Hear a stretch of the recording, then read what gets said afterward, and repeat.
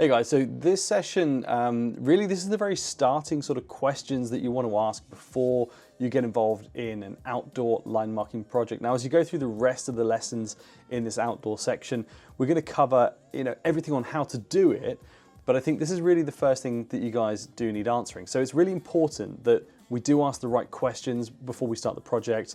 We need to understand the whys of the project so that we can basically answer it and sell it properly. So let's go over the key questions that I think you should be asking, and certainly the questions that I would always ask when I undertake a line marking project. I've also put a download link just below this as well, so you can download the Word document or the PDF as it is actually, and that's just a checklist for you. So the first question I always ask is, why do you need the line markings replacing? Is it to replace faded lines, create brand new ones, a new layout for safety? Is there a problem we're trying to solve? Essentially what I want to know is what has spurred this on, because nobody gets line markings installed just for the sake of getting line markings installed. There has to be a reason behind it. Typically I find it's, the line markings have been in for years and they literally just want to get them refreshed, or there's been an accident or an incident. Now, this sort of information is really, really important to know. It could also just be a change of layout or just a change of standards. They might have a new health and safety representative that started.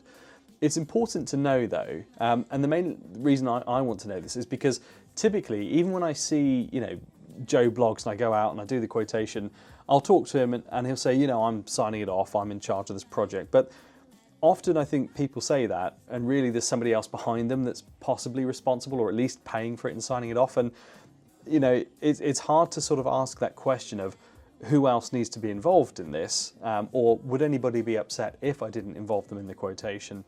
And so, well, that's the way I would get around asking that question of who else do I need to address this to? But in the case where they tell you it's themselves, I would put together a business case for them, and I would put that within the quotation, and I'll show you that later on as we go through the sort of next lessons. I'll show you how to put it in. But the reason I'm doing that is because I often think that the person I'm talking to isn't necessarily the person I'm selling it to, and so putting a business case in answers the question. So if there's been an incident, my business case would be tailored to reducing incidents. If it's a case of the lines are worn and faded, it might be a case of I'm going to highlight the fact that there's a potential for harm or incidents, and we're going to add increased visibility that's going to work at night time or during the winter months, etc. So there's a lot of information that I really want to go through. So there is an example of some quotations that we'll go through as well, and I'll just show you the reasons behind why I've asked these questions, then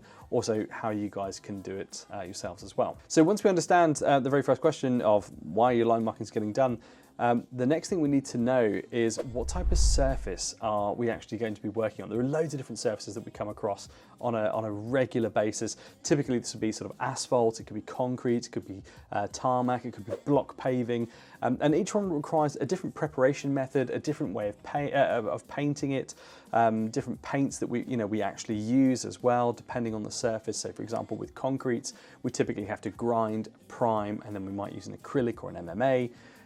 Whereas we couldn't use the thermoplastic on say block paving, and again we might go for an acrylic or an MMA.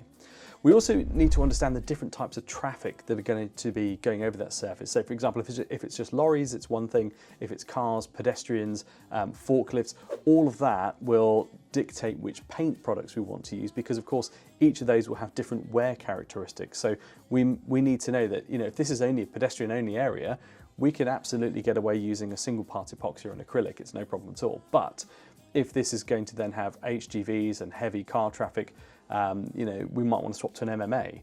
So it really depends on what sort of the use of that area is. We then also need to look at the outdoor environments and the weather. So, we want to know about the conditions. Is it exposed to really heavy sunlight, and it's directly in the sun all day, in which case we know the lines are going to look faded after 12 months. And we might opt for a product that's got more UV stability. Now, I appreciate all lines are outdoors, but you've got a north-facing sort of car park, for example. You're going to find half the car park doesn't get much sunlight. It might get wetter. You might also be really susceptible to freezing temperatures if it's an open space. And again, that can impact, if it's certainly on concrete, it can make a difference to the longevity, but also the products that we choose to put down as well. I would say another really key consideration that you need to know is clients typically have an expectation of durability and longevity. you know, if they expect those lines to last for 5 years, 10 years, or 20 years, that's going to impact which product we use. And of course, that's something that we build into our business case as well and say, look, you need the lines to last for 5 years. We've got a design life for 5 years, and we put that into the project plan and just outline it from the start so they can see these are the milestones that we want to achieve. The next thing we might want to know is how long can that area be out of action? Because if we're installing different products, they take different amounts of time. So if I've got thermoplastic, I need to heat it all up first. I then need to install it, and all of that is slower than me using an acrylic paint, for example. Now, although that's, I'll do another video lower down for the indoors, but it's really, really important you establish timeframes with your customers and quiet periods or hand back times as well. I typically find that trying to organize people to move all the cars out of a car park is so much easier said than done. You know, we can easily talk about relining your car park, but if you've got to move 50 cars, that's really, really difficult. So we might need something that's very fast curing, and you will move people out in stages. So we might go and say, let's put a thermoplastic, it's cured within 3 or 4 minutes, and then the cars can literally pull back in. So they can pull forward, we'll install the bays, they'll be out there for 5 to 10 minutes, and then they can literally move their car back as soon as that bay's been installed and just sort of go either side of the lines. The next thing we might want to know about are the safety regulations. You know, they're critical, so whether we're using fire lanes, pedestrian walkways, loading bays, we need to know if there's any hatched areas and why. It's not just about getting the job done, but it's also about making the job safe and legal, of course, as well, one of the key considerations. The next thing is, you know, if your customer has a design layout, that's fantastic, we can follow it, but sometimes they do need a bit of help with design, and that's something that we can assist with, but you need to go and do a site visit first. I would always plan it. You know, you want to understand, where am I going to park the lorry or my van? Where am I going to put my paints, my equipment? Where can I offload stuff? And, you know, what sort of traffic requirements are we going to have to put out cones everywhere? You know, it's a really, really key question that you need to ask. You also need to think about the time of year, because at the moment, for example, it's winter time, or it's autumn, actually, it's coming into winter. It's definitely wetter and colder, and I need a fast curing product. So going to thermoplastic is really ideal. So planning around those weather conditions are really, really key consideration. And what you do if it's going to rain, you should outline that with your customer from the start. You know, if it's going to rain on the day we've planned our project, are we going to come in the next day? Probably not, because chances are we've got weeks worth of work lined up, and I can't move 20, 30 different customers and upset everybody for one day of rain. So I'm probably going to put you to the back of that queue. And that's probably more difficult to hear on the day it rains and you're being told, well, we'll be available again in 2 weeks' time. Far better to have that conversation up front and say, look, this is how it works. If it rains on the day, we'll give you the next available date, but it likely won't be for a couple of weeks because most people are booked in. And what we can't do is move 20 people in a row because of one day of rain. So, you know, if we've got 3 or 4 days of rain in a month, that means 3 or 4 people have to get moved, but I don't want to move 20 people 3 or 4 times. So I'll only do it the once. The other thing you might want to talk about is special requests, colors.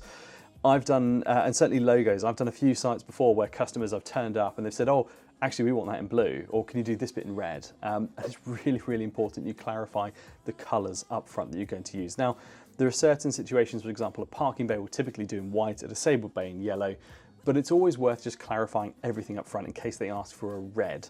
A red hatched area for a box, for example, is to no parking. Typically we put everything in yellow. People ignore them, they park on them, and now customers say, well, can you put it in red for us? Yes, we can, but we needed to know that sort of beforehand. And then finally, one of the hardest things to talk about is budget. Some clients, they've got really, really tight financial constraints, while others are looking for high quality. It really, really depends on what their budget is, but understanding their budget and asking the questions the right way, it's absolutely crucial. It's a really difficult one because most people will tell you, no, we haven't got a budget in place. No, we haven't decided what it's going to be. Just give us your best quote. And if that's their response, that's fine. Typically what they're thinking is, you're just going to put the price up to whatever I've got. And there's loads of different ways you could probably combat that. And I don't really want to get into more of the sales coaching side. I think that's quite individual on how you approach that. But as an overview though, like I say, you've got the download below. We really need to understand the client's needs and their expectations. We need to understand what we're going to do with the vehicles, or whatever it is, we're line marking while we're doing it. We need to talk to them about the traffic. We need to talk to them about weather and what will happen if it's impacted. And then lastly, we can tailor that solution for them. That's pretty much it for this one. On the following sessions, we're actually going to get into how to do it. But use the download below, follow the Word document. it should give you a few key questions so that when you go to see your customer, you can basically have them as almost talking points. Whether you write them in your own way or not, it's entirely up to you, but use them as a talking point. Just say, hey, look, I just need to ask about weather, what we can do about this, do this. Another nice, easy way to do it is if you can actually make it as a template where you can fill in as well. So for example, if you put each of these titles into a box, then have a blank box below it, then you could actually, if it's not you that's doing it, you can have them write in the box as they're walking around like, oh, what are we gonna do about weather? What can we do about this? What can we do about traffic? Those are my suggestions. Anyway, that's it for this one, and I will see you guys in the next one.